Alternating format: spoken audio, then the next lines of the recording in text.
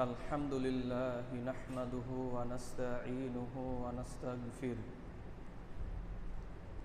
ونؤمن به ونتوكل عليه ونعوذ بالله من شرور أنفسنا ومن سيئات أعمالنا من يهده الله فلا مضل له ومن يضلله فلا هادي له أشهد أن لا إله إلا الله وأشهد أن محمدا عبده ورسوله أرسله بالحق بشيرا ونذيرا بين يدي الساعة فإن خير الحديث كتاب الله وخير الهدي هدي محمد صلى الله عليه وسلم وشر الأمور محدثاتها وكل محدثة بدعة وكل بدعة ضلالة وكل ضلالة في النار أعوذ بالله من الشيطان الرجيم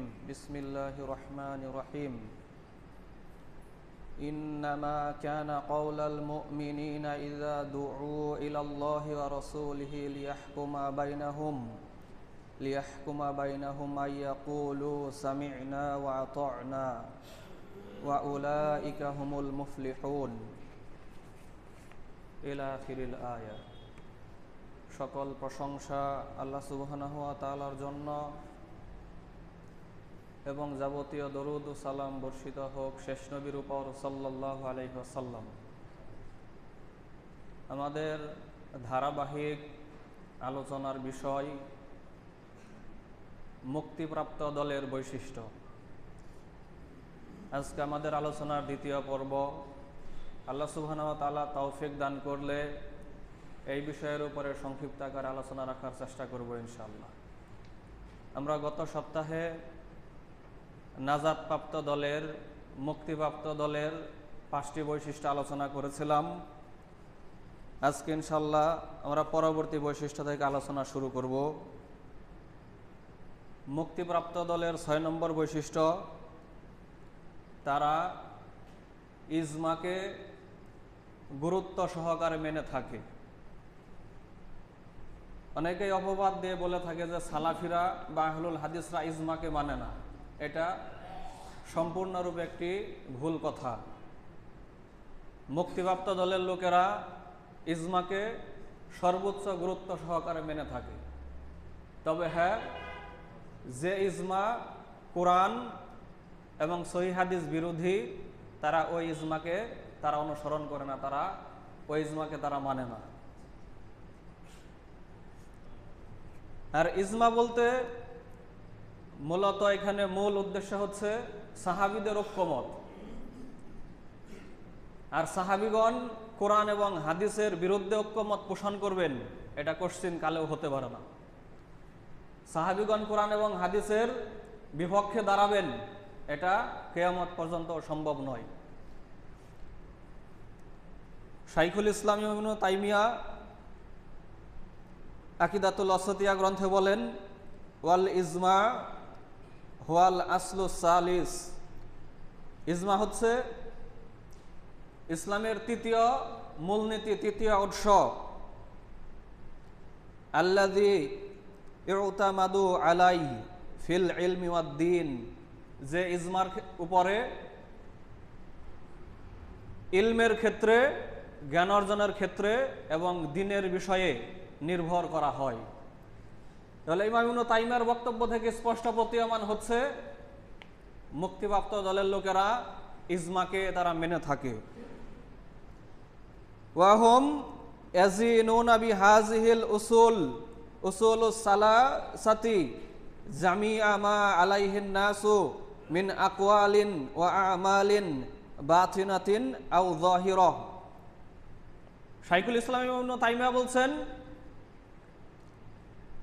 ইসলামের এই তৃতীয় মূলনীতি অর্থাৎ সাহাবীদের ঐক্যমত দ্বীনের বিষয়ে, সাহাবীদের যে ঐক্যমতের যে মাপকাঠি, এর মাধ্যমে তারা মানুষের সকল আভ্যন্তরীণ আমল, অন্তরের আমল, মৌখিক আমল, ওটা প্রকাশ্য আমল হোক, গোপন আমল হোক, এরপরে বাহ্যিক আমল, এই সকল আমলকে তারা মেপে থাকে।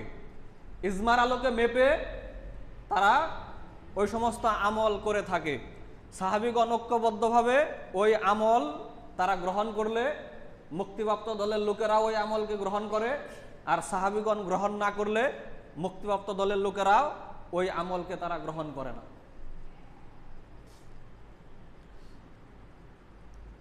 মিম্মা লাহু তাআল্লুকুন বিদ্দিন, আর এই বিষয়টা অবশ্যই দিনের সাথে সম্পর্কিত হতে হবে। ওয়াল ইজমাউ আল্লাযী ইয়ানদাবিতু হুয়া মা কানা আলাইহিস সালাফুস সালিহ ইজ বা'দাহুম কাসরাতিল ইখতিলাফ ওয়া আনতাশারা ফিল উম্মাহ। সাহাবীদের ইজমাকে কেন গুরুত্ব সহকারে মানতে হবে? কারণ সাহাবীদের সময় ফিতনার এত ব্যাপকতা লাভ করেনি। সাহাবীদের পরের যুগ থেকে ব্যাপকভাবে দিনের ভিতরে ফিতনা ঢুকেছে, ব্যাপকভাবে শিরক বিদআত ছড়িয়ে পড়েছে। এই জন্য সালাফদের একটি উক্তি রয়েছে, মৃত ব্যক্তি ছাড়া আর কেউ দিনের ক্ষেত্রে ফিতনা মুক্ত নয়, জীবিতরা কখনোই ফিতনা মুক্ত নয়। আর মৃত ব্যক্তি কারা? তারা হচ্ছে রাসূল সাল্লাল্লাহু আলাইহি ওয়াসাল্লামের সাহাবীগণ। তারাই ফিতনা মুক্তভাবে, বিচ্যুতি মুক্তভাবে নির্ভেজাল ইসলামের উপরে আজীবন ওনারা অবিচল ছিলেন। এই জন্যই আমরা যদি মুক্তিপ্রাপ্ত দলের অন্তর্ভুক্ত হতে চাই, আমাদেরকেও সাহাবীদের পদাঙ্ক অনুসরণ করতে হবে, সাহাবীদের ইজমাকে গুরুত্ব সহকারে মানতে হবে। মুক্তিপ্রাপ্ত দলের লোকদের 7 নম্বর বৈশিষ্ট্য, তারা জীবনের সকল ক্ষেত্রে কোরআন এবং সহিহ সুন্নাহকে সর্বোচ্চ গুরুত্ব সহকারে মেনে থাকে। শুধু ধর্মীয় জীবনের 2-4টি মাসলা মাসাইলের ক্ষেত্রে আপনি কোরআন এবং সহিহ হাদিসকে মানলেন, তাহলে আপনি মুক্তিপ্রাপ্ত দলের অন্তর্ভুক্ত নন। ইসলাম হচ্ছে পরিপূর্ণাঙ্গ জীবন ব্যবস্থা। ব্যক্তি জীবন, পারিবারিক জীবন, সামাজিক জীবন, অর্থনৈতিক জীবন, রাষ্ট্রীয় জীবন, আন্তর্জাতিক জীবন, এবার আপনার প্রাইভেট লাইফ, লেনদেন, বেচা কিনা, ব্যবসা বাণিজ্য, যা কিছু রয়েছে সকল ক্ষেত্রে আপনি যদি কোরআন এবং সহিহ হাদিসকে যদি আপনি অনুসরণ না করেন, তাহলে আপনি সালাফি বা মুক্তিপ্রাপ্ত দলের অন্তর্ভুক্ত নন। যদিও আপনি ধর্মীয় ক্ষেত্রে নামাজের 2-4টি মাসলা মাসাইলের ক্ষেত্রে কোরআন এবং সহিহ হাদিসের অনুসরণ করে থাকুন না কেন, এর কোনো মূল্যায়ন আল্লাহর কাছে নেই। আপনি গোটা জীবনের মাত্র 5% বা 3-4% জীবনের ক্ষেত্রে, লাইফের ক্ষেত্রে আপনি সহিহ হাদিসকে অনুসরণ করছেন, আর 90-95% জীবনের ক্ষেত্রে আপনি কোরআন সহিহ হাদিসের কোনো তোয়াক্কাই করছেন না, ধারি ধারছেন না, বা জানা বুঝারও চেষ্টা করছেন না। এই ক্ষেত্রে আল্লাহ এবং তার রাসূলের বিধান কি, আল্লাহ এবং তার রাসূলের নিয়ম নীতি কি, এই ক্ষেত্রে আপনি যদি জীবনের সকল ক্ষেত্রে কোরআন সহিহ হাদিসকে না মানেন, আপনি মুক্তিপ্রাপ্ত দলের অন্তর্ভুক্ত নন। মুক্তিপ্রাপ্ত দলের লোকদের 8 নম্বর বৈশিষ্ট্য, তারা জীবনের সকল ক্ষেত্রে শিরক এবং বিদআতকে তারা বর্জন করে। কারণ তারা জানে বড় শিরক, বড় কুফর, বড় নিফাক এগুলো মানুষকে ইসলাম থেকে খারিজ করে দেয়, সারা জীবনের সকল আমল নষ্ট করে দেয়। এই সমস্ত পাপে কেউ লিপ্ত হলে সে আর মুসলমান থাকে না, তারা অমুসলিমে পরিণত হয়ে যায়। এজন্য তারা খুবই সতর্কতার সাথে শিরক এবং বিদআতকে তারা পরিহার করে। মুক্তিপ্রাপ্ত দলের লোকেরা জানে যারা বিদআত করে তারা কাল কিয়ামতের ময়দানে রাসূল সাল্লাল্লাহু আলাইহি ওয়াসাল্লামের হাউজে কাউসারের পানি পান করা থেকে তারা বঞ্চিত হবে। হাজারিন, এখানে একটি বিষয় উল্লেখ না করলেই নয়, বিদআত হচ্ছে 2 প্রকার। এক প্রকার হচ্ছে আকীদাগত বিদআত, আর আরেক প্রকার হচ্ছে আমলগত বিদআত। আকীদাগত বিদআত কেউ করলে তারা মুশরিকে পরিণত হয়ে যায়, এটি হচ্ছে বড় বিদআত। এগুলো বড় শিরক, বড় কুফর, বড় নিফাকের সমান পাপ। কিন্তু আমলগত বিদআত এগুলো অন্যান্য পাপের মতো পাপ, আমলগত বিদাতের কারণে কেউ ইসলাম থেকে খারিজ হয়ে যায় না। তার বিদাতের কারণে তার প্রতি সামান্য ঘৃণা আপনার মনে থাকতে পারে, কিন্তু তার ইমানের কারণে সে যে কালেমা পাঠ করেছে, বড় শিরক, বড় কুফর, বড় নিফাক থেকে সে যে বেঁচে রয়েছে, এজন্য তার প্রতি ভালোবাসার পরিমাণ বেশি হতে হবে। এই কথা আমরা পূর্বেও বহুবার আলোচনা করেছি। আকীদাগত বিদাত কারো ভিতরে না থাকলে তার প্রতি অমুসলিমদের মতো বিদ্বেষ পোষণ করা এটা কোনোভাবেই জায়েজ নয়।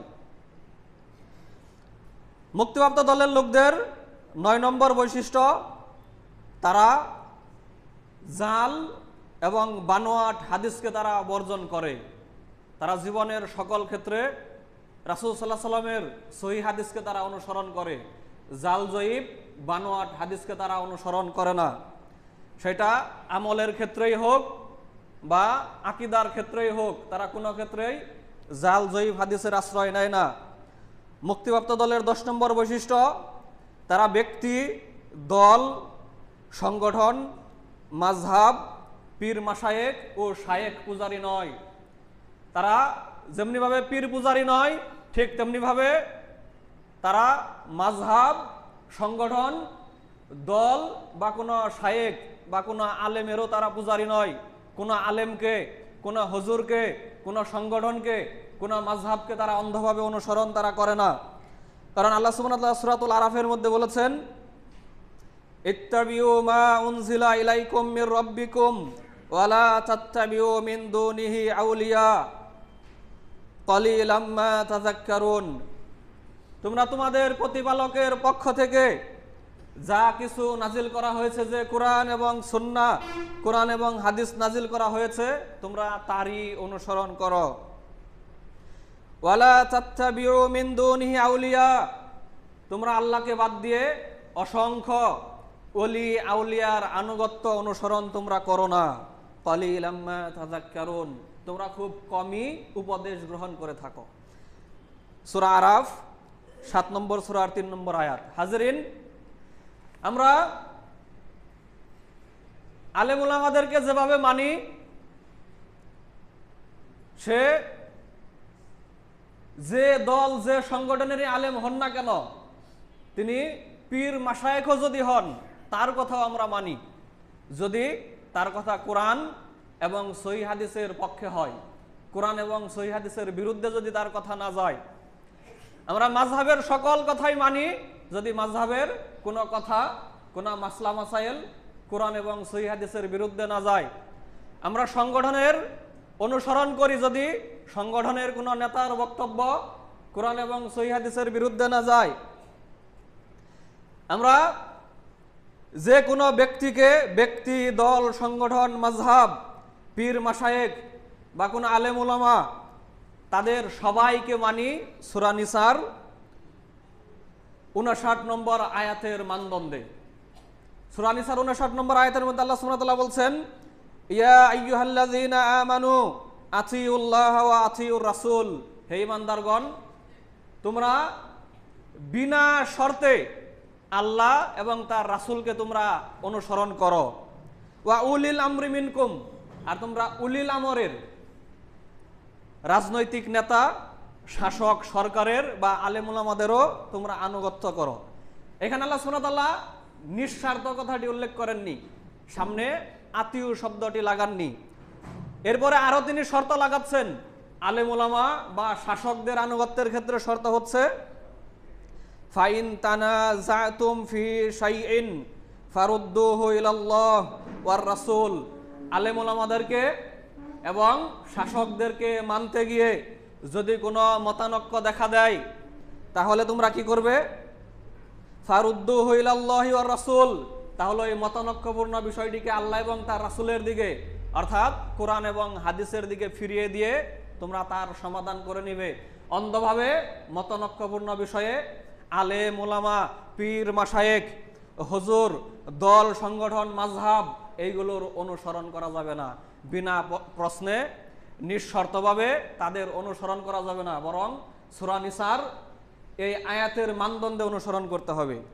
আল্লাহ সুবহানাহু ওয়া তাআলা লাস্টে আরো কঠোরভাবে বলছেন এই আয়াতের, ইন কুনতুম তুমিনুনা বিল্লাহি ওয়াল ইয়াউমিল আখির, যদি তোমরা আল্লাহর উপরে এবং আখিরাতের উপরে ঈমানদার হয়ে থাকো, তাহলে এইভাবে সূরা নিসার এই শর্তের আলোকে, মানদণ্ডের আলোকে তোমরা আলেম ওলামাদেরকে, পীর মাশায়েখদেরকে, হুজুরদেরকে, সংগঠন মাযহাবকে এইভাবে শর্তের আলোকে তোমরা অনুসরণ করো, নিঃশর্তভাবে অনুসরণ করো না, যদি তোমরা আল্লাহ এবং তার রাসূলের উপর ঈমানদার হয়ে থাকো। সূরা নিসা 4 নম্বর সূরার 59 নম্বর আয়াত।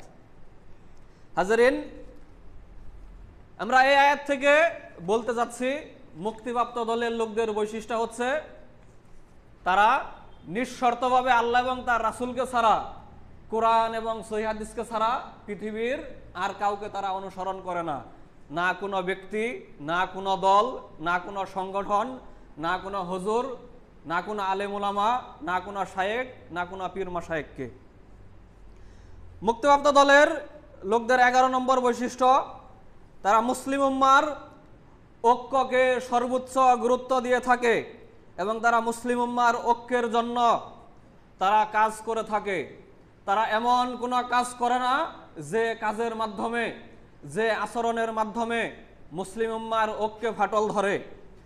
আল্লাহ সুবহানাহু ওয়া তাআলা সূরাতুল আনফাল 8 নম্বর সূরার 63 নম্বর আয়াতের মধ্যে বলছেন, ওয়া আল্লাফা বাইনা কুলুবিহিম লাউ আনফাকতা মা ফিল আরদি জামিআম মা আল্লাফতা বাইনা কুলুবিহিম।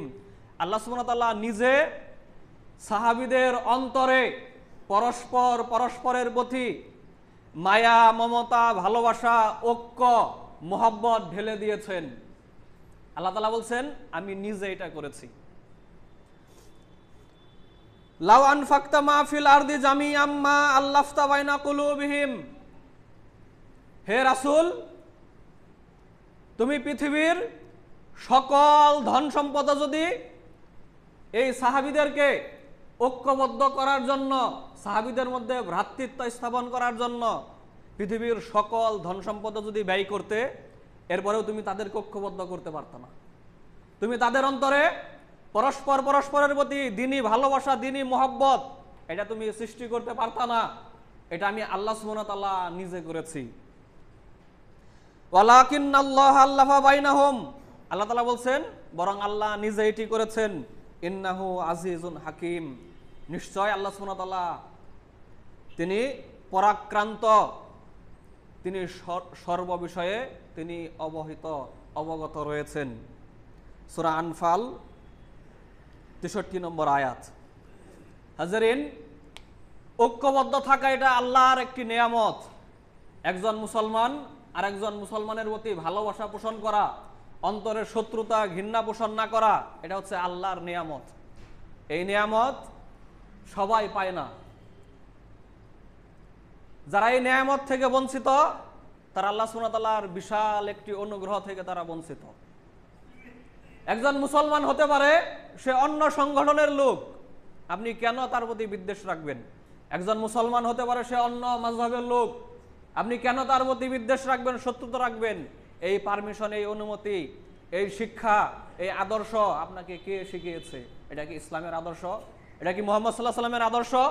এটা কোশ্চিন কালেও ইসলামের আদর্শ নয়, এটা কোশ্চিন কালেও মুহাম্মদ সাল্লাল্লাহু আলাইহি ওয়াসাল্লামের আদর্শ নয়।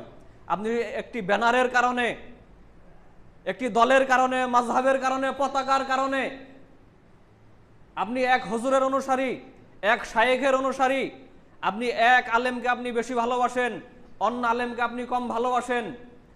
একজন লোক এক আলেমের অনুসরণ করছে, এক আলেমের ফতোয়া মানছে, আর একজন লোক অন্য আলেমের ফতোয়া মানছে।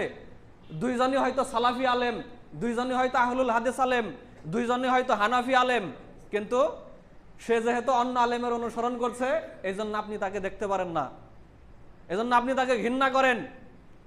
এই শিক্ষা এটা কোশ্চিন কালেও ইসলামের শিক্ষা নয়, ইসলামের আদর্শ নয়। তার ভিতরে যে পর্যন্ত কালেমা অবশিষ্ট রয়েছে, বড় শিরকে সে লিপ্ত হয়নি, বড় কুফরিতে সে লিপ্ত হয়নি, ইসলাম থেকে খারিজ হয়ে যায়নি, ওই পর্যন্ত তার প্রতি ঘৃণা পোষণ করা আপনার জন্য কিয়ামত পর্যন্ত জায়েজ নয়। কালেমার কারণে তার প্রতি ভালোবাসার পরিমাণ বেশি হবে, যদিও তার ভিতরে আমলগত বিদাত থাকুক না কেন। আমলগত বিদাতের কারণে সামান্য ঘৃণা অন্তরে পোষণ করা যায়, এটা আপনি বাহ্যিক, আপনি ওইভাবে রিয়াক্ট করতে পারেন না, কালেমার কারণে তার প্রতি অবশ্যই ভালোবাসার পরিমাণ আপনার বেশি হবে তার প্রতি। আল্লাহ সুবহানাহু ওয়া তাআলা সূরাতুল আল ইমরান 3 নম্বর সূরার 103 নম্বর আয়াতের মধ্যে বলছেন, ওয়াতাসিমু বিহাবলিল্লাহি জামিআ, তোমরা সবাই মিলে ঐক্যবদ্ধভাবে কোরআনকে আঁকড়ে ধরো, ধারণ করো। আল্লাহ সুবহানাহু ওয়া তাআলা সবাইকে মিলে ঐক্যবদ্ধভাবে কোরআনকে অনুসরণ করতে বলছেন। দলাদলি করে যার যার মতো বিচ্ছিন্নভাবে কোরআনকে মানবেন, এটা আল্লাহর নির্দেশ নয়, বরং ঐক্যবদ্ধভাবে কোরআনকে মানতে হবে। অন্তরকে উদার করতে হবে, বিশাল করতে হবে, সাগরের মতো সমুদ্রের মতো বিশাল করতে হবে, সংকীর্ণতা দূর করতে হবে। উম্মার স্বার্থে কিছু কিছু ক্ষেত্রে ছাড় দিতে হবে। মুসলিম উম্মার জাতীয় কল্যাণ যেখানে রয়েছে, জাতীয় স্বার্থ যেখানে রয়েছে, ওইখানে দলমত নির্বিশেষে নিজেদের আভ্যন্তরীণ ভেদাভেদকে ভুলে গিয়ে মুসলিম উম্মার জাতীয় স্বার্থের জন্য কাজ করতে হবে। মুসলিম উম্মার জাতীয় স্বার্থে দলমত নির্বিশেষে নিজেদের আভ্যন্তরীণ শত্রুতা ভেদাভেদ এইগুলোকে ভুলে গিয়ে ঐক্যবদ্ধভাবে কাজ করতে হবে। এটা হচ্ছে আল্লাহর নির্দেশ, এটা হচ্ছে ইসলামের আদর্শ, এটা হচ্ছে সাহাবীদের শিক্ষা। আল্লাহ তাআলা এরপর বলছেন, ওয়ালা তাফাররাকু, তোমরা দলে দলে বিভক্ত হইও না। তাহলে এই আয়াত থেকে প্রমাণ হচ্ছে ঐক্যবদ্ধ থাকা হচ্ছে ফরজ, আর দলে দলে বিভক্ত হওয়া, এক মুসলমান আরেক মুসলমানের প্রতি শত্রুতা পোষণ করা, এটা হচ্ছে হারাম কাবিরা গুনাহ। রফে ইয়াদাইন করা সুন্নত, জোরে আমিন বলা সুন্নত, বুকে হাত বাঁধা সুন্নত, কিন্তু দলাদলি করা হচ্ছে কাবিরা গুনাহ, মহাপাপ। এখন অন্য দলের লোকেরা হয়তো আস্তামিন বলাকে তাদের মাযহাব অনুযায়ী তারা বেশি উত্তম মনে করে, নাভিতে বা পেটে হাত বাঁধা তাদের মত অনুযায়ী তারা হয়তো উত্তম মনে করে, 20 রাকাত তারাবি পড়াকে তারা হয়তো তাদের মত অনুযায়ী উত্তম মনে করে। এখন যে দলের যারাই যেটা করুক, এগুলো হচ্ছে সুন্নত।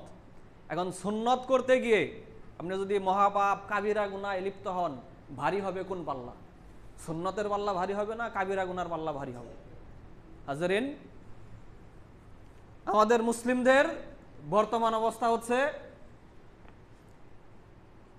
পরনের লুঙ্গি খুলে আমাদের মাথার পাগড়ি বাঁধতে হবে, নিচে লজ্জাস্থান ঢাকার খবর নেই, আমাকে লুঙ্গি খুলে আমাকে পাগড়ি বাঁধতে হবে, মাথায় টুপি দিতে হবে। আমাদের অবস্থা হচ্ছে আজকে এরকম। 5 ওয়াক্ত নামাজের খবর নেই, কিন্তু আস্তামিন, জুরামিন, তারাবি 8-20, বুক হাত পেটে বাঁধা, নাভিতে বাঁধা, এইগুলো নিয়ে ঝগড়ার আমাদের শেষ নেই। এ হচ্ছে আমাদের বর্তমান মুসলিম সমাজের অবস্থা। আল্লাহ সুবহানাহু ওয়া তাআলা আয়াতের শেষ অংশ বলছেন, আযকুরু নি'মাতাল্লাহি আলাইকুম, তোমরা আল্লাহর ওই নিয়ামতকে স্মরণ করো, ইয কুনতুম আ'দা, যখন তোমরা পরস্পরের শত্রু ছিলে। এমন যুদ্ধ বিগ্রহ ছিল সাহাবীদের মধ্যে, আউস গোত্রের সাথে, আউস গোত্র খাজরাজ গোত্রের সাথে, মক্কার এক গোত্র আরেক গোত্রের সাথে 100 বছর পর্যন্ত যুদ্ধ চলেছে, 40 বছর পর্যন্ত যুদ্ধ চলেছে, 30 বছর পর্যন্ত যুদ্ধ চলেছে। ওই যুদ্ধে শত শত হাজার হাজার মানুষ মৃত্যুবরণ করেছে ছোট্ট ছোট্ট ঘটনাকে কেন্দ্র করে। একজনের উট আর একজনের জমিতে গিয়ে ঘাস খেয়েছে, ফসল খেয়েছে, ওইটাকে কেন্দ্র করেই এক গোত্র আরেক গোত্রের সাথে যুদ্ধ শুরু হয়ে গিয়েছে। ওই যুদ্ধ 30, 40, 50 বছর, 100 বছর পর্যন্ত দীর্ঘায়িত হয়েছে।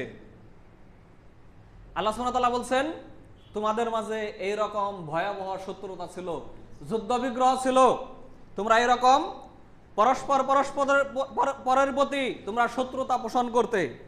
ফাআল্লাফা বাইনা কুলুবিকুম, অতঃপর আল্লাহ সুবহানাহু ওয়া তাআলা তোমাদেরকে ঐক্যবদ্ধ করেছেন, তোমাদের অন্তরে মায়া, মমতা, ভালোবাসা, ভ্রাতৃত্ব ঢেলে দিয়েছেন। দ্বীনি ভ্রাতৃত্ব, ইসলামিক ভ্রাতৃত্ব, এক মুসলমান আরেক মুসলমানের প্রতি ভালোবাসা আল্লাহ তাআলা ঢেলে দিয়েছেন। ফাআসবাহতুম বিনি'মাতিহি ইখওয়ানা, অতঃপর তোমরা আল্লাহর নিয়ামত পেয়ে তোমরা পরস্পর ভাই ভাইয়ে দ্বীনি ভ্রাতৃত্বের বন্ধনে তোমরা আবদ্ধ হয়ে গিয়েছো। ওয়া কুনতুম আলা শাফা হুফরাতিম মিনান নার, আর তোমরা দলাদলি করতে করতে পরস্পর পরস্পরের প্রতি ঘৃণা, শত্রুতা, বিদ্বেষ পোষণ করতে করতে তোমরা জাহান্নামের কিনারায় পৌঁছে গিয়েছিলে। ফাআনকাযাকুম মিনহা, অতঃপর আল্লাহ তাআলা ঐক্যের নিয়ামত দিয়ে তোমাদেরকে জাহান্নামের কিনারা থেকে উদ্ধার করেছেন। কাযালিকা ইউবাইয়িনুল্লাহু লাকুম আয়াতিহি লাআল্লাকুম তাহতাদুন, আল্লাহ তাআলা এইভাবেই তার আয়াতসমূহ বর্ণনা করেন যাতে করে তোমরা হেদায়েত প্রাপ্ত হও। সূরা আলে ইমরান 103 নম্বর আয়াত। হাজরিন, অত্র আয়াতের শিক্ষা হচ্ছে আমরা যদি আখিরাতে নাজাত মুক্তি পেতে চাই, আমরা যদি নিজেদেরকে প্রকৃতপক্ষে কোরআন এবং সহিহ হাদিসের অনুসরণ করার দাবি করি, আমরা যদি মুক্তিপ্রাপ্ত দলের অন্তর্ভুক্ত হতে চাই, তাহলে অবশ্যই আমাদেরকে ঐক্যবদ্ধ থাকতে হবে। ঐক্য হচ্ছে অন্তরের একটি ইবাদত। ঐক্য কোনোদিনও এক সংগঠনের আন্ডারে সবাইকে আসতে হবে, এর নাম ঐক্য না। এটা ঐক্যর বিষয়ে ভুল ধারণা।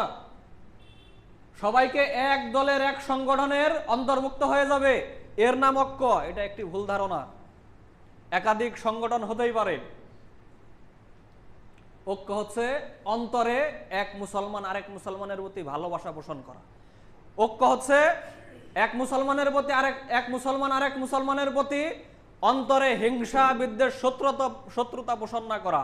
এক মুসলমান আরেক মুসলমানের প্রতি মহব্বত পোষণ করা, অন্তরে তাদের কল্যাণ কামনা করা, অন্য মুসলমানের ক্ষতি কামনা না করা। আমার নিজের জন্য যেটা কল্যাণকর, নিজের জন্য যেটাকে আমি পছন্দ করি, অন্য মুসলমানের জন্য ওইটাকেই পছন্দ করা, এটা হচ্ছে ঐক্যের ধারণা। আপনি এক দলের আন্ডারে সবাইকে নিয়ে আসবেন, এটা কিয়ামত পর্যন্ত সম্ভব না। শাইখুল ইসলাম ইবনুল তাইমিয়া বলছেন, ওয়ায়াদিনুনা বিন নাসিহাতি লিল উম্মাহ, মুক্তিপ্রাপ্ত দলের লোকেরা মুসলিম উম্মার কল্যাণ কামনাকে তারা দিন মনে করে, ইসলাম মনে করে, দিনের অংশ মনে করে। ওয়ায়াতাকিদুনা মানা কাউলিহি সাল্লাল্লাহু আলাইহি ওয়াসাল্লাম, আর তারা মুহাম্মদ সাল্লাল্লাহু আলাইহি সাল্লামের এই হাদিসকে তারা আকীদার অংশ মনে করে। তারা শুধু রাসূল সাল্লাল্লাহু আলাইহি সাল্লামের নিম্নোক্ত হাদিসকে তারা অনুসরণই করে না, তারা নিম্নোক্ত হাদিসকে তাদের ঈমান আকীদার অংশ হিসেবে গ্রহণ করে। ওই হাদিসটা কি? আল মুমিনু লিল মুমিনি কাল বুনয়ানিল মারসুস, মুমিনদের উদাহরণ হচ্ছে সীসা ঢালা প্রাচীরের মতো। ইট গাঁথনি করার পর সীসা গালিয়ে ওই ইটের গাঁথনির উপরে যদি ঢেলে দেওয়া হয়, ওই প্রাচীরটি যেমনিভাবে মজবুত হয়, এক ইট আরেক ইটকে যেমনিভাবে শক্তিশালী করে, মজবুত করে, মুসলমানদের পরস্পরের উদাহরণ হচ্ছে এই রকম। ইয়াশুদ্দু বা'দাহু বা'দা, একজন মুমিন আরেকজন মুমিনকে এইভাবে শক্তিশালী করে, সাহায্য করে, সহযোগিতা করে। ওয়া সাব্বাকা বাইনা আসাবিহি, রাসূল সাল্লাল্লাহু আলাইহি ওয়াসাল্লাম এই হাদিসটি বলার পর তার হাতের আঙ্গুলগুলোকে এইভাবে মিলিয়ে নিলেন, এক হাতের আঙ্গুল আরেক হাতের আঙ্গুলের ভিতরে প্রবেশ করিয়ে দিলেন, যে মুসলমানরা এইভাবে ঐক্যবদ্ধ তারা থাকবে, পরস্পরকে তারা মজবুত করবে, শক্তিশালী করবে, এইভাবে তারা ঐক্যবদ্ধ থাকবে। ইমাম ইবনে তাইমিয়া তিনি আরো বলছেন, তারা আরো আরেকটি হাদিসকে তারা আকীদার অংশ মনে করে, তারা শুধু অনুসরণই করে না, ঈমান আকীদার অংশও মনে করে। সেই হাদিসটি কি?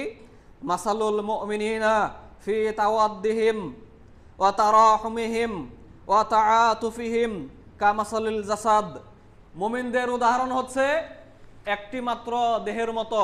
পৃথিবীর সকল মুমিনগণ, সকল মুসলমানরা যেন এক প্রাণ, এক দেহ, এক বডি। রাসূল সাল্লাল্লাহু আলাইহি ওয়াসাল্লাম বলছেন, ইজাশতাকা মিনহু উদবুন তাদাআ লাহু সাইরুল জাসাদ, দেহের একটি অংশ, একটি টুকরা যখন অসুস্থ হয়ে পড়ে, তখন সমগ্র দেহে ওই ব্যথা, ওই রোগের কারণে কাতরতা, এরপরে শরীর খারাপ হয়ে যাওয়া, পুরা দেহে এটা অনুভূত হয়, অসুস্থতা অনুভূত হয়, খারাপ লাগা অনুভূত হয়। মুমিনদের উদাহরণও এই একই রকম। পৃথিবীর যে প্রান্তেই মুসলমানরা নির্যাতিত অত্যাচারিত হবে, পৃথিবীর যে প্রান্তেই মুসলমানরা বিপদগ্রস্ত হবে, আমাদের অন্তরে যদি কোনো ব্যথা কাজ না করে তাহলে আমরা পরিপূর্ণাঙ্গ ইমানদার নই। রাসূল সাল্লাল্লাহু আলাইহি ওয়াসাল্লাম বলছেন, পৃথিবীর সকল মুমিনরা যেন এক দেহ এক প্রাণের মতো। পৃথিবীর যেখানেই কোনো মুসলমানরা আক্রান্ত হবে তারা তার দুঃখে দুঃখিত হবে, তার ব্যথায় ব্যথিত হবে। এটাই হচ্ছে মুসলমানদের উদাহরণ।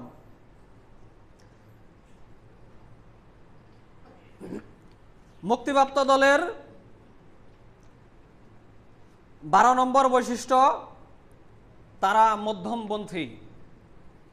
তারা বাড়াবাড়ি এবং সারাসারি এই দুইয়ের মাঝখানে তাদের অবস্থান। তারা যেমনিভাবে জঙ্গিবাদী কর্মকাণ্ড করে না, ঠিক তেমনিভাবে তারা জিহাদকেও তারা বর্জন করে না। কারো উপরে যদি জাকাত ফরজ না হয়, ডাকাতি করে ধন সম্পদ উপার্জন করে যেমন জাকাত দেওয়ার প্রয়োজন নেই, ঠিক তেমনিভাবে মুসলিম শাসক যদি না থাকে, আপনি মুসলিম শাসকবিহীন, মুসলিম শাসকের আহ্বানবিহীন, মুসলিম শাসকের অর্ডারবিহীন আপনি জঙ্গিবাদী কর্মকাণ্ড করবেন, এইটাও ইসলামের নির্দেশ নয়। জাকাত যেমনিভাবে ফরজ না হলে দিতে হয় না, ঠিক তেমনিভাবে মুসলিম শাসকের নেতৃত্ব ছাড়াও কোনো জিহাদ নেই।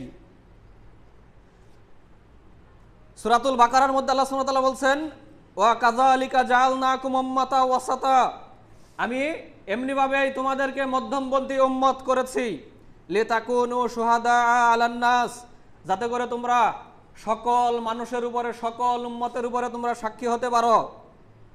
ওয়া ইয়াকুনার রাসূলু আলাইকুম শাহিদা, আর রাসূল সাল্লাল্লাহু আলাইহি ওয়াসাল্লাম নিজেও যাতে করে তোমাদের উপরে সাক্ষী হতে পারেন। সূরা বাকারা 2 নম্বর সূরার 143 নম্বর আয়াত। এখানে আল্লাহ সুবহানাহু ওয়া তাআলা বলছেন, তোমরা হচ্ছে মধ্যমপন্থী উম্মত। ইমাম ইবনে তাইমিয়া আকিদাতুল ওয়াসিতিয়া কিতাবের মধ্যে বলছেন, বাল হুম ওয়াসাতু ফি ফিরাকিল উম্মাহ কামা আন্নাল উম্মাতা হিয়াল ওয়াসাতু ফিল উমাম। অন্যান্য ধর্মের মধ্যে, পৃথিবীতে যত ধর্ম রয়েছে, পিছন থেকে একটু এগিয়ে বসি ইনশাআল্লাহ, আমরা পিছনে জায়গা হচ্ছে না। পৃথিবীতে যত ধর্ম রয়েছে এই সকল ধর্মের মধ্যে ইসলাম হচ্ছে মধ্যমপন্থী ধর্ম।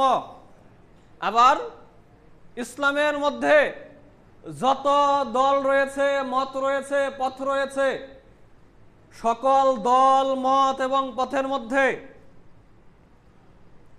ফিরকায়ে নাজিয়ার লোকেরা, মুক্তিপ্রাপ্ত দলের লোকেরা, তারা হচ্ছে মধ্যমপন্থী লোক, তারা হচ্ছে মধ্যমপন্থী দলের অন্তর্ভুক্ত।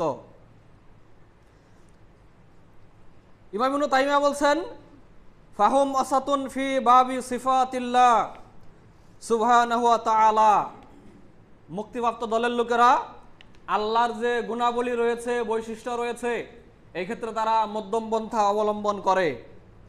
বাইনা আহলি তাতিলিল জাহমিয়া, পথভ্রষ্ট ফিরকা জাহমিয়ারা, যারা আল্লাহর সিফাতকে, গুণাবলীকে অস্বীকার করে। যেমন কিছু হাদিসে বলা হয়েছে আল্লাহ তাআলা রাত্রের শেষ অংশে দুনিয়ার আসমানে নেমে আসেন। এখন কিভাবে নেমে আসেন আল্লাহ ভালো জানেন। এখন তারা বিভিন্ন প্রশ্ন উত্থাপন করে যে আল্লাহ যখন নেমে আসে তখন কি আরশ খালি হয়ে যায়, আরশ কি ফাঁকা থাকে? সর্বদাই তো পৃথিবীর এক দেশে না আরেক দেশে তো রাত সবসময় থাকে, তাহলে কি আল্লাহ তাআলা সবসময় কি পৃথিবীতেই নেমে থাকেন? সবসময় কি আকাশেই আরশ কি ফাঁকা থাকে? বিভিন্ন প্রশ্ন তারা উত্থাপন করে থাকে। এভাবে বিভিন্ন প্রশ্ন উত্থাপন করে তারা এই হাদিসকে, এই গুণকেই তারা অস্বীকার করে। আহলুস সুন্নাহ ওয়াল জামাআহ, মুক্তিপ্রাপ্ত দলের লোকদের এই ক্ষেত্রে অবস্থান হচ্ছে আল্লাহর শান, মান এবং মর্যাদা অনুযায়ী যেভাবে দুনিয়ার আসমানে নেমে আসা তার মান মর্যাদা অনুযায়ী মানায়, খাপ খায়, আমরা ওইভাবেই মেনে থাকি। আল্লাহ দুনিয়ার আসমানে নেমে আসলে আরশ খালি হয় না, খালি হয় না, এটা নিয়ে গবেষণা করার আমাদের কোনো প্রয়োজন নেই। যেহেতু সহিহ হাদিসে এসেছে আল্লাহ দুনিয়ার আসমানে নেমে আসেন, আমরা এটা বিশ্বাস করি। কিভাবে নেমে আসেন ওটা আল্লাহ তাআলা ভালো জানেন। ইমাম ইবনে তাইমিয়া বলছেন, এই সমস্ত জাহমিয়া সম্প্রদায় যারা আল্লাহর গুণাবলীকে অস্বীকার করে তাদের মাঝে, এবং আহলে তামসিল যারা আল্লাহর গুণাবলীকে মানুষের গুণাবলীর সাথে তুলনা করে, এই দুই দলের মাঝামাঝি মুক্তিপ্রাপ্ত দলের লোকেরা আল্লাহর গুণ বৈশিষ্ট্যের ক্ষেত্রে তাদের অবস্থান তারা বিশ্বাস করে থাকে। ওয়াহুম ওয়াসাতুন ফি বাবি আফআলিল্লাহ বাইনাল জাবরিয়াতি ওয়াল কাদারিয়া। তারা পথভ্রষ্ট ফিরকা জাবরিয়া সম্প্রদায় এবং পথভ্রষ্ট ফিরকা কাদেরিয়া সম্প্রদায়, এই দুই দলের মাঝামাঝি তাদের অবস্থান। দুই দলের কোন দলের মতোই তারা বিশ্বাস করে না, বরং তারা মধ্যম পন্থা অবলম্বন করে।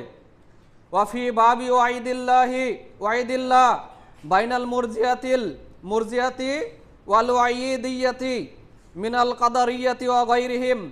আর তারা শাস্তি দানের ক্ষেত্রে পাপী মুমিন তাদেরকে আল্লাহ তাআলা চিরস্থায়ী শাস্তি দিবেন নাকি পাপ পরিমাণ শাস্তি দিবেন? পাপ করলেই কোনো মুসলমান কি ইসলাম থেকে খারিজ হয়ে যায় নাকি ইসলামের ভিতর অবস্থান করে? এই ক্ষেত্রে পথভ্রষ্ট যে ফেরকা রয়েছে মুরজিয়া সম্প্রদায় এবং কাদরিয়াদের একটি দল ওয়াইদিয়া সম্প্রদায়, এই দুই দলের মাঝখানে তাদের অবস্থান। তারা এই দুই দলের কোনো ভ্রান্ত আকিদায় তারা পোষণ করে না, বরং তারা সঠিক আকিদা পোষণ করে। ওয়াফি বাবিল ইমানি ওয়াদ্দিন বাইনাল হারুরিয়াতি আই আল খারিজিয়া ওয়াল মুতাজিলা ওয়া বাইনাল মুরজিয়াতি ওয়াল জাহমিয়া। তাদের অবস্থান হচ্ছে খারেজি সম্প্রদায় এবং মুরজিয়া জাহমিয়া সম্প্রদায়ের মাঝামাঝি। তারা যেমনিভাবে খারেজি সম্প্রদায়ের মতো উগ্রতা নিজেদের ভিতরে পোষণ করে না, কোনো পাপের কারণে কোনো শাসককে কাফের বলে আখ্যায়িত করে না, কাবিরা গুনার জন্য কোনো মুসলমানকে বা কোনো সরকারের লোকদেরকে তারা কাফের বলে আখ্যায়িত করে না। আবার বিপরীতভাবে পাপ মুমিনের কোনো ক্ষতি করে না, মুমিনের ঈমান আমলের কোনো ক্ষতি করে না, এই ভ্রান্ত মতবাদেও তারা বিশ্বাসী নয়, বরং পাপের কারণে ঈমান দুর্বল হয়ে যায়, আখিরাতে শাস্তির মুখোমুখি হতে হবে। আল্লাহ ইচ্ছা করলে নিজ গুণে তওবা সহ বা তওবা ছাড়াই মাফ করতে পারেন, তবে পাপ মুমিনের ঈমানের ক্ষতি করে। এটা হচ্ছে মুক্তিপ্রাপ্ত দলের লোকদের বৈশিষ্ট্য। কিন্তু কাবিরা গুনার কারণে বা সাগিরা গুনার কারণে, কাবিরা গুনাহ সাগিরা গুনায় লিপ্ত হলেই কোনো মুসলমান কাফের হয়ে যায়, ইসলাম থেকে খারেজ হয়ে যায়, এটা মুক্তিপ্রাপ্ত দলের লোকদের বৈশিষ্ট্য নয়, এগুলো হচ্ছে খারিজিদের বৈশিষ্ট্য। মুক্তিপ্রাপ্ত দলের লোকেরা এই দুই দলের মাঝামাঝি তাদের অবস্থান। তারা উগ্রতা এবং শৈথিল্যবাদ এই দুইয়ের মাঝামাঝি তার অবস্থান করে থাকে। ইমাম ইবনে তাইমিয়া আরো বলছেন, ওয়াফি আসহাবি রাসূলিল্লাহ সাল্লাল্লাহু আলাইহি সাল্লাম বাইনার রাফিদাতি ওয়াল খাওয়ারিজ। রাসূল সাল্লাল্লাহু আলাইহি সাল্লামের সাহাবীদের ক্ষেত্রে এবং রাসূল সাল্লাল্লাহু আলাইহি সাল্লামের আহলে বাইত পরিবারের যে সদস্য রয়েছে তাদেরকে সম্মানের ক্ষেত্রে আবার একদল রয়েছে তাদেরকে চরমভাবে তাদেরকে তারা ঘৃণা করে, তাদের প্রতি শত্রুতা পোষণ করে, বিদ্বেষ পোষণ করে। এই দুই দলের মাঝামাঝি তাদের অবস্থান। তারা রাসূল সাল্লাল্লাহু আলাইহি সাল্লামের সকল সাহাবীদেরকে তারা মহব্বত করে, ভালোবাসে, সম্মান করে। তারা শুধুমাত্র আলী রাদিয়াল্লাহু আনহুকে, রাফিদিরা শুধু আলী রাদিয়াল্লাহু আনহুকে এবং আলী রাদিয়াল্লাহু আনহুর পরিবারকে, হাসান হুসাইনকে এবং তার বংশধরকে তারা ভালোবাসে। বাকি সাহাবীদেরকে, বাকি খলিফাকে, আলী রাদিয়াল্লাহু আনহুকে বাদ দিয়ে তারা চরমভাবে ঘৃণা করে, বিদ্বেষ করে। এমনকি তাদের জুমার খুতবায় আলী রাদিয়াল্লাহু আনহুকে ব্যতীত বাকি তিন খলিফার উপরে তারা অভিশাপ বর্ষণ করে প্রকাশ্যে। মুক্তিপ্রাপ্ত দলের লোকদের বৈশিষ্ট্য এইগুলো নয়। তারা চার খলিফা সহ রাসূল সাল্লাল্লাহু আলাইহি সাল্লামের সকল সাহাবাদেরকে ভালোবাসে। তারা আলী রাদিয়াল্লাহু তাআলা আনহুকে সহ বাকি তিন খলিফারও অনুসরণ করে, সকল সাহাবীদেরও তারা অনুসরণ করে। তারা রাসূল সাল্লাল্লাহু আলাইহি সাল্লামের সকল সাহাবীদেরকে তারা ভালোবাসে। রাসূল সাল্লাল্লাহু আলাইহি সাল্লামের পরিবারের অন্তর্ভুক্ত শুধু আলী, ফাতেমা, হাসান, হুসাইনই নয়। রাসূল সাল্লাল্লাহু আলাইহি সাল্লামের যে আরো চারজন কন্যা ছিল, জয়নব, রুকাইয়া, উম্মে কুলসুম, তাদেরকে এবং তাদের যে সন্তান সন্ততি ছিল, তাদের যে বংশধর ছিল, তাদেরকেও তারা ভালোবাসে। রাসূলের চাচা যারা ইসলাম গ্রহণ করেছিল তাদের যারা বংশধর তাদেরকেও আহলুস সুন্নাহ ওয়াল জামাতের লোকেরা ভালোবাসে। তারা শিয়াদের মতো শুধু আলীর পরিবারকে এবং হাসান হুসাইনের পরিবারকে শুধু তারা ভালোবাসে না, তারা এই ক্ষেত্রে খারেজি এবং শিয়াদের মাঝামাঝি তাদের অবস্থান। আজকের আলোচনা থেকে আল্লাহ সুবহানাহু ওয়া তাআলা আমাদেরকে উপকৃত করুন, সকলেই বলি আমিন। বারাকাল্লাহু লানা ওয়া লাকুম ফিল কুরআনিল আযীম।